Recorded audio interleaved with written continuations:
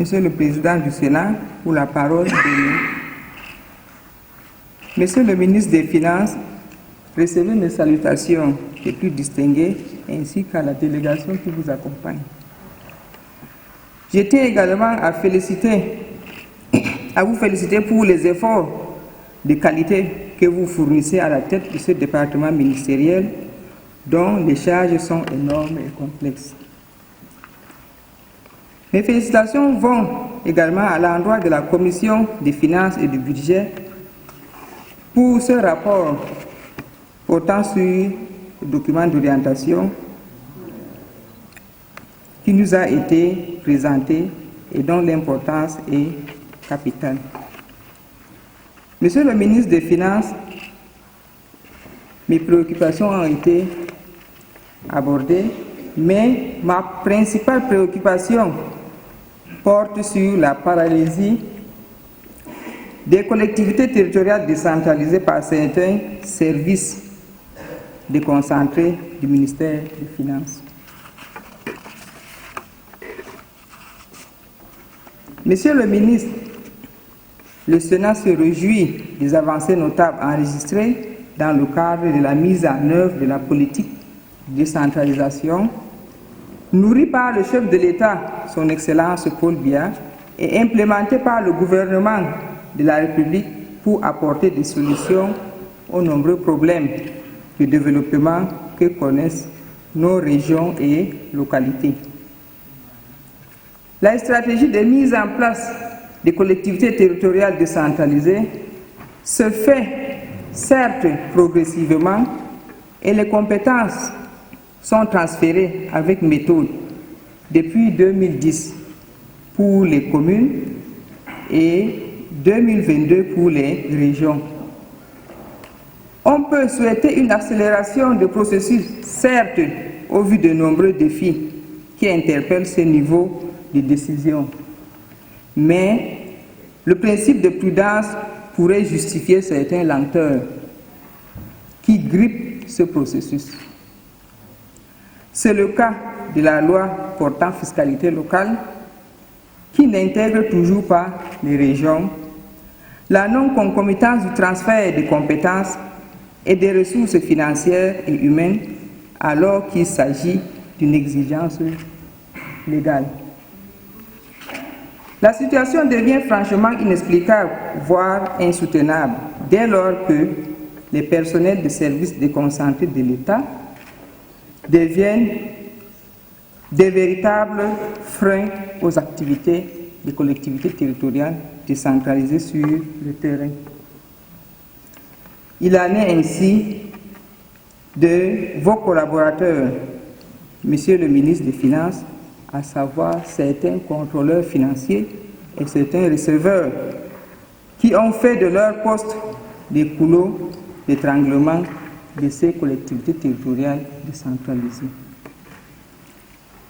Ces contrôleurs financiers se muent en structure de rejet systématique des actes de gestion des ordonnateurs, des juges de l'opportunité des dépenses engagées et paralysent le fonctionnement des CTD, poussant les exécutifs à recourir à des subterfuges pour exécuter leurs dépenses.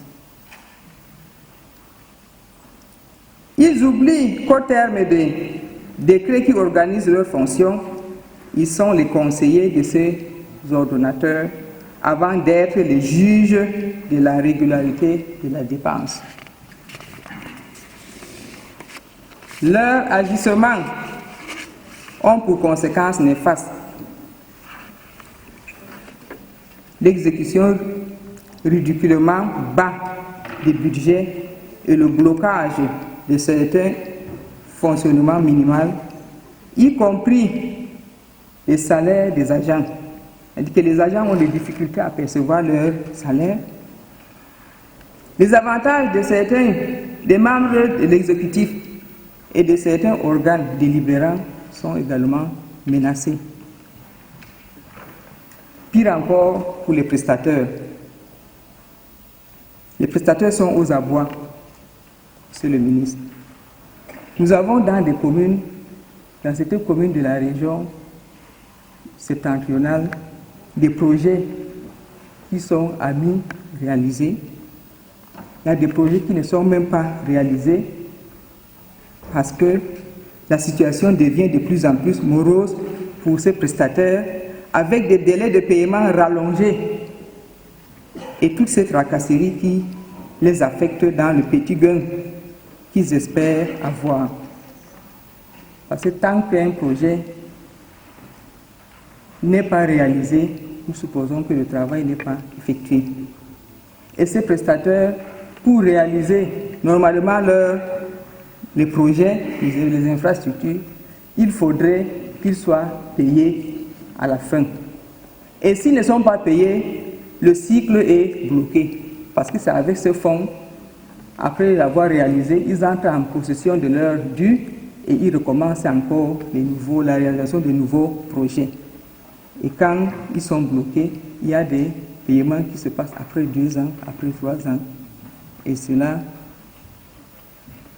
brise le fonctionnement de ces prestataires. Et ils ont souvent des problèmes de fonds au niveau de leur banque également.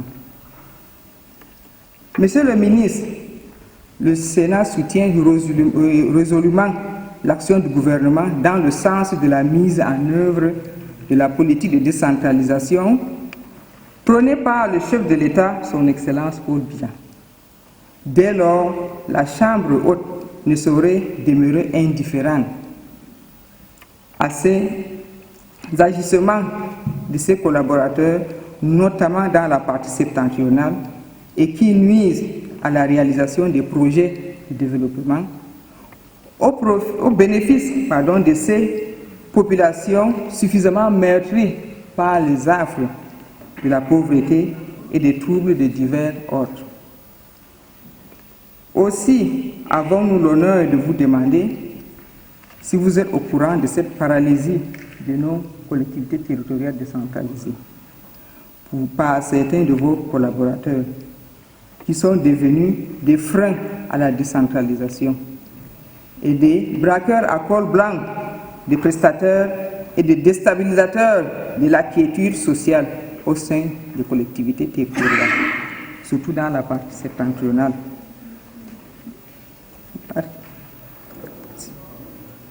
Si oui, des mesures ont-elles été déjà prises pour gérer cette situation? Sinon, comment comptez-vous à gérer pour ramener la quiétude au sein de ces collectivités territoriales décentralisées, afin de permettre également la réalisation souple des projets au profit de nos populations? Je vous remercie, Monsieur le ministre des Finances. Je vous remercie également le président du Sénat.